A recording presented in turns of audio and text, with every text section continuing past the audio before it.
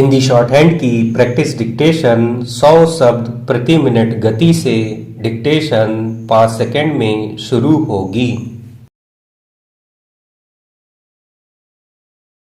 Start.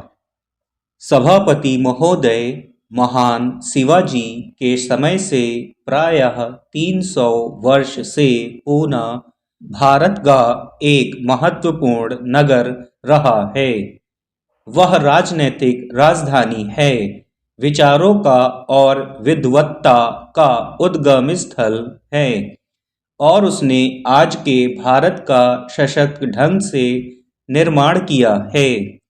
19वीं शताब्दी के मध्य में पूना के अनेक महान नर नारियों ने हमारी बौद्धिक जागृति, राजनीतिक सबलता, सामाजिक सुधार और सांस्कृतिक नवोत्थान के आंदोलन की अगुवाई की। यह विश्वविद्यालय अपेक्षाकृत नव स्थापित है, लेकिन इसके पीछे महान विद्वानों और विख्यात संस्थाओं द्वारा छोड़ी गई समृद्ध विरासत है। मुझे 2.5 वर्ष तक यहाँ के स्कूल में पढ़ने का स्फूर्तिप्रद अवसर मिला था। इस प्रकार मैंने इस नगर की स्वावलंबन और सादगी की परंपरा से लाभ उठाया है। पूना की एक पुरानी छात्रा होने के नाते मुझे गर्व है कि आप आज प्रातः मुझको डी.लिट की डिग्री से सम्मानित कर रहे हैं। इस अवसर का लाभ उठाते हुए मैं इस नगर के प्रति अपनी कृतज्ञता व्यक्त करना चाहूँगी, जहाँ मुझे अपने विकास काल वर्षों में बहुत कुछ उपलब्धि हुई थी। मैं देख रही हूँ कि कुछ युवा इस बात से नाराज हैं कि यह विश्वविद्यालय प्रधानमंत्री को सम्मानित कर रहा है।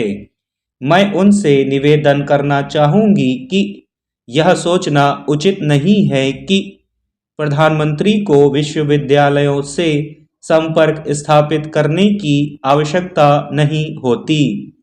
मुझे यह सोचने पर बाध्य होना पड़ रहा है कि जो लोग प्रतिवाद कर रहे हैं वे शिक्षा को राजनीति से अलग रखने की बात नहीं सोच रहे, बल्कि वे चाहते हैं कि यह विश्वविद्यालय उनकी अपनी राजनीति से ही जुड़े।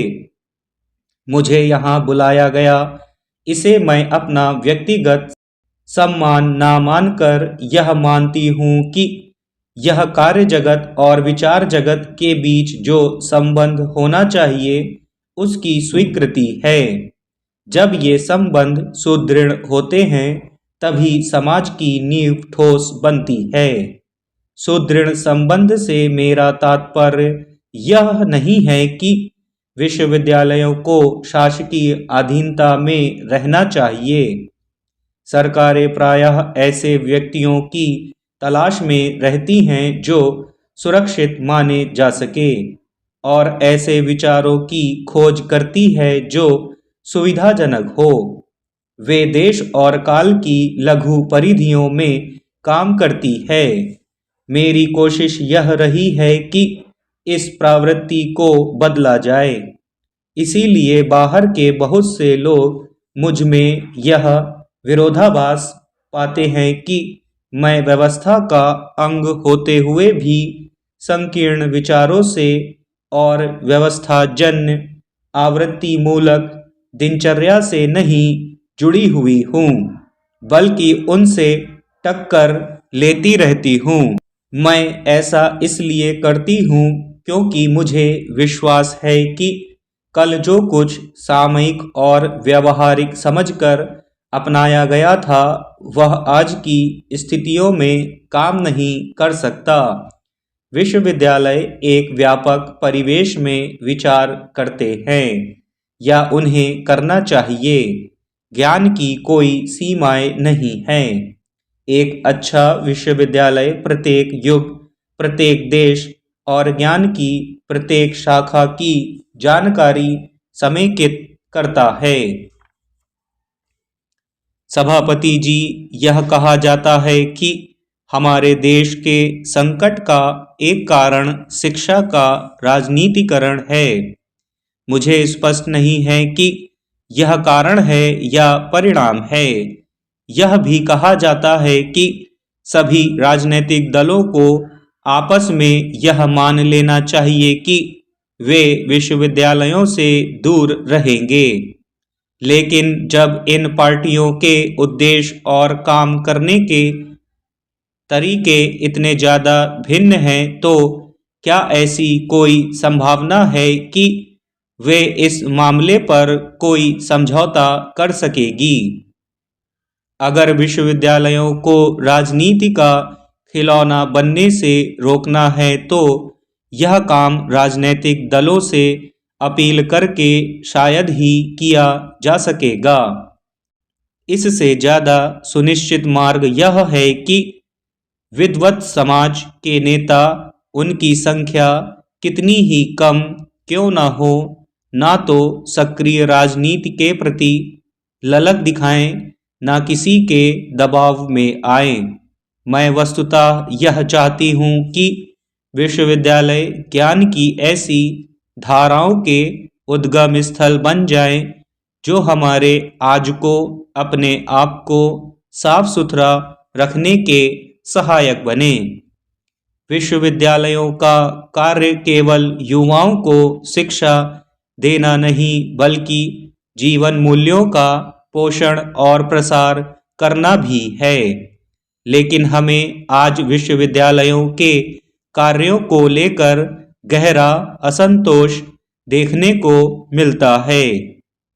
उन पर आरोप लगाया जाता है कि वे छात्रों को वर्तमान आवश्यकताओं के लिए तैयार नहीं कर पा रहे हैं। यह आरोप केवल भारतीय विश्वविद्यालयों के बारे में ही नहीं है, इसे प्रायः प्रत्येक देश में लगाया जा रहा है, चाहे वे विकसित देश हों या विकासशील लोकतांत्रिक देश हों या सैनिक तानाशाही वाले एक दलीय व्यवस्था वाले हों या बहुदलीय संसदीय व्यवस्था वाले। हमारे देश में विश्वविद्यालयों के विरुद्ध विशेष शिकायत यह है कि वे छात्रों को काम धंधे सिखाकर अपना काम आप करने योग्य नहीं बनाते और बेरोजगारी बढ़ाते रहते हैं। मैं प्रायः विद्यार्थियों से मिलती रहती हूँ और उनकी आशंकाओं के बारे में पता लगाती रहती हूँ। उनमें से अधिकांश अपने भविष्य की बात सोचकर बहुत चिंतित रहते हैं और मांग करते हैं कि पूरी शिक्षा प्रणाली काम धंधे सिखाने वाली प्रणाली बना दी जाए।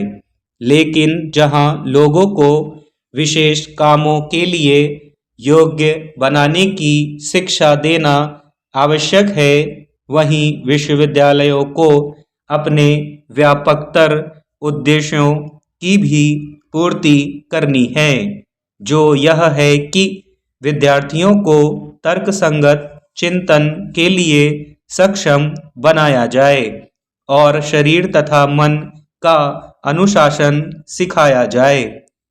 आवश्यकता इस बात की है कि मानसिक साधनों को उद्बुद्ध और एकीकृत किया जाए तथा चिंतन और कर्म की क्षमता सुदृढ़ बनाई जाए। आज स्थिति यह है कि सभी समस्याएं हमें अस्पष्ट दिखती हैं और शब्दों के सही अर्थ को छिपाकर उनका विकृत अर्थ प्रस्तुत किया जाता है। इसलिए युवा पीढ़ी को सावधान रहना है और स्पष्ट चिंतन की आदत डालनी है। अन्यथा जैसा कि राधा कृष्णन आयोग ने कहा है, हम केवल तकनीकी और काम धंधों की ही शिक्षा देते हैं। स्टॉप।